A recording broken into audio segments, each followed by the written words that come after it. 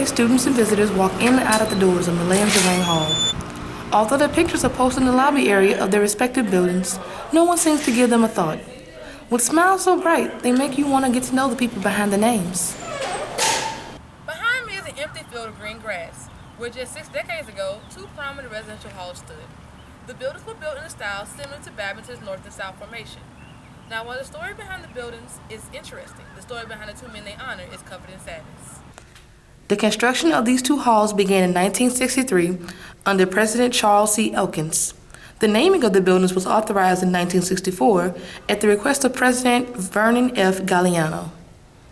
The first male dormitory was named after Marvin J. Zeringue, a 1953 graduate of Thibodeau College and a 1955 graduate of Nichols Junior College.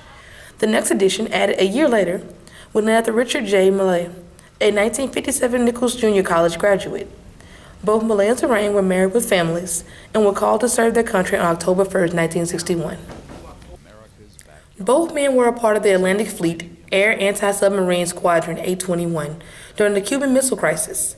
During this time, America was under an immense amount of stress due to not only the Cuban Missile Crisis, but the Cold War and the Vietnam War occurring on the side. The threat of nuclear war was looming over their heads, and the current president, John F. Kennedy, was trying in vain to find a solution to the nation's fears. I sat down with Dr. Stephen S. Misa, a history professor at Nichols State University, for a more in-depth view on the historical crisis. The Cuban Missile Crisis, it's in the midst of the Cold War between the Soviet Union and the United States. And the background to this during the early 1960s is going to be the Bay of Pigs. So Kennedy comes into office, he's elected in 1960, and he takes office in 1961.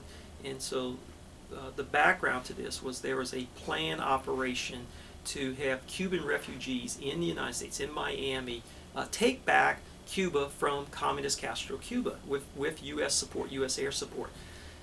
According to Dr. Misa, Kennedy did not support the airstrike, thus the mission itself was disastrous as Fidel Castro, the Prime Minister of Cuba, and his army wiped out the invasion forces. While the Cold War was important for all of the country, it was crucial for any southern state. If Louisiana had been targeted, most of the bottom would be decimated. For example, the first to go would be Baton Rouge for its oil refineries, New Orleans next for being the major port into the city, and Thibodeau, the hometown of both Millet and Zeringue, will receive the residual blast. Areas would be heavily affected by fallout and radiation, so it's not looking very good. And Kennedy is looking for a way to avoid World War III, and it comes with a one-on-one conversation with Khrushchev in that he offers withdrawing United States missiles from Turkey in exchange for Khrushchev withdrawing the missiles from Cuba. And they agree to this, and they avoid war. Unfortunately, both men died in a plane crash just outside of Jacksonville, Florida, a little over a month later. Zeringue was piloting the aircraft, and Millet was a member of the crew. It is a sad coincidence that 2 men who lived in the same area, went to the same school, and served in the same branch of military would eventually die on the same day.